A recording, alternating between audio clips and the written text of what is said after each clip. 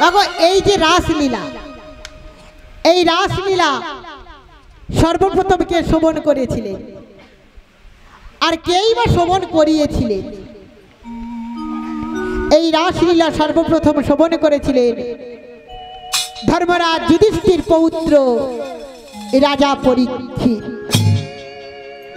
আর শোভন করিয়েছিলেন গুরুদেব সুখদেব গোস্বামী প্রভুপাদ। কি কারণে, কি প্রয়োজনে? না রাজা পরীক্ষিত একদিন তার সৈন্য সামন্তকে সঙ্গে নিয়ে কাম্যক জঙ্গলে শিকার করতে গেলেন। আর শিকার করতে করতে ক্ষুধা তৃষ্ণায় কাতর হয়ে রাজা পরীক্ষিত ওই বনের পথটিকে হারিয়ে ফেললেন। চারিদিকে খুঁজতে লাগলো কোথায় একটু জল পাওয়া যায়, সেই জল দিয়ে আমি আমার তৃষ্ণা নিবারণ করব।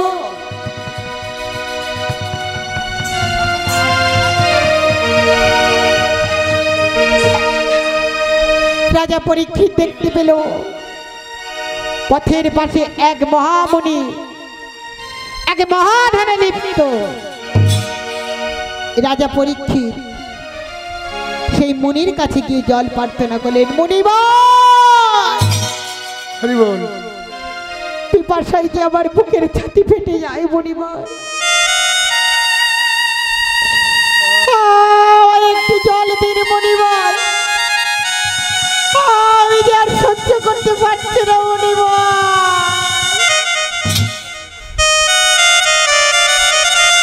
কিন্তু এই মুনিবর কে মা? এই মুনির নাম হলো শ্রমিক মুনি। শ্রমিক মুনি এতটাই মহাধ্যানে লিপ্ত ছিলেন যে রাজা পরীক্ষিতের কোনো কথা কর্ণগোচর হলো না। রাজা পরীক্ষিত ক্রোধে ক্রোধান্বিত হয়ে গেল। কে এই মুনি যে আমার রাজত্বে বাস করে আমার কথা কর্ণগোচর করছে না? আমি এই মুনিকে শাস্তি দেব, শাস্তি দেব, শাস্তি দেব। রাজা পরীক্ষিত দেখতে পেলেন পথের পাশে একটা পচা গলা মৃত সর্প পড়ে। তাড়াতাড়ি করে নিয়ে সেই মৃত সর্পটিকে রাজা পরীক্ষিতের শ্রমিক মুনির গলায় ভালো করে জড়িয়ে দিলেন। রাজা পরীক্ষিত শ্রমিক মুনির গলায় মৃত সর্প জড়িয়ে দিয়ে সেই স্থান পরিত্যাগ করলেন। কিছুক্ষণ পরে সেই স্থানে এলো কে? না শ্রমিক মুনির পুত্র সিঙ্গি মুনি। সিঙ্গি মুনি এমন দৃশ্য দেখা মাত্রই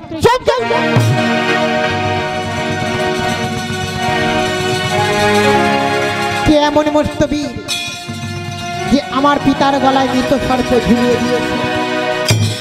ওগো তুমি যেই হও না কেন, আমি শ্রমিক মুনির পুত্র সিঙ্গি মুনি, আমি তোমায় অভিশাপ করলাম। আজ থেকে 7 দিন পূর্ণ হওয়ার সঙ্গে সঙ্গে ওই প্রভাতকালে যখন সূর্যোদয় হবে, সূর্যাস্তের সঙ্গে সঙ্গে তোমার ব্রহ্মতালুতে তক্ষক নাক দংশনে মৃত্যু হবে, মৃত্যু হবে, মৃত্যু হবে। সঙ্গে সঙ্গে শ্রমিক মুনির ধ্যান ভঙ্গ হয়ে গেল। পুত্র, পুত্র এমন অভিশাপ করবে তো একেবারে মৃত্যুর অভিশাপ, তবে খণ্ডনের উপায় বলে দাও। পিতা, আমি যাকে অভিশাপ দিয়েছি 7 দিনের মধ্যে তার মৃত্যু হবে অভিশাপ দিয়েছি, সে যদি 7 দিন ধরে এই 7 দিন যদি হরি কথা কৃষ্ণ কথা আস্বাদন করতে পারে তবেই সেই ব্রহ্ম অভিশাপ থেকে মুক্তি পাবে। রাজা পরীক্ষিত এই কথা জানতে পেরে আছাড় খেয়ে পড়ল গুরুদেবের চরণে। গুরুদেব, ও গো গুরুদেব,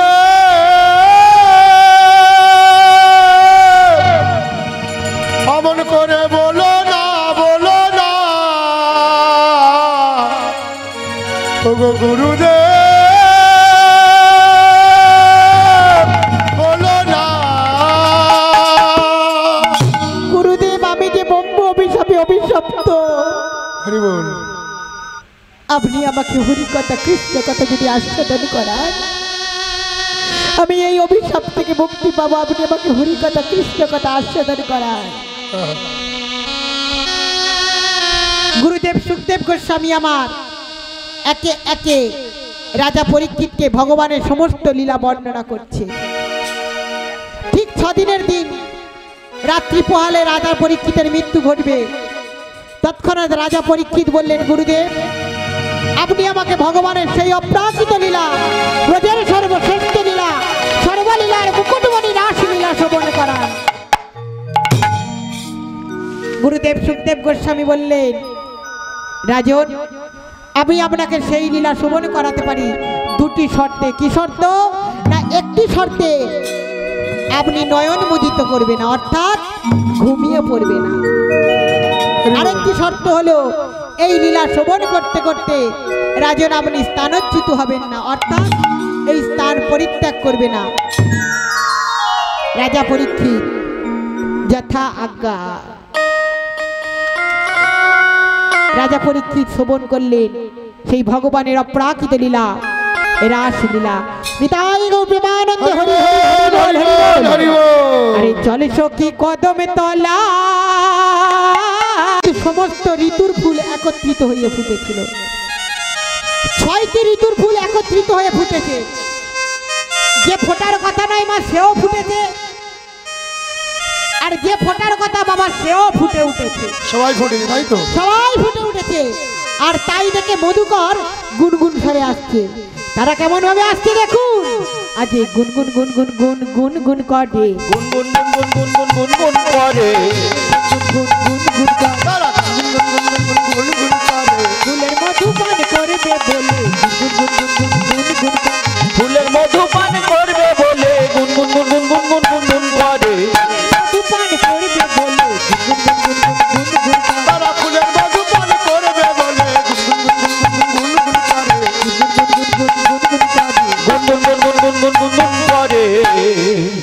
আর ভ্রমণ যখন গুনগুন করে মাগো ফুলের দিকে আসছে, আর ফুলগুলো মধুকর বলছে, কি বলছে? না না ছুঁয়ো না, ছুঁয়ো না, ছুঁয়ো না, না না ছুঁয়ো না, না না ছুঁয়ো না, নানা ছুঁয়ো না, নানা ছুঁয়ো না, না না ছুঁয়ো না, না না ছুঁয়ো না, অমন করে ছুঁয়ো না, না না অমন করে ছুঁয়ো না, অমন করে ছুঁয়ো না, না না অমন করে ছুঁয়ো না,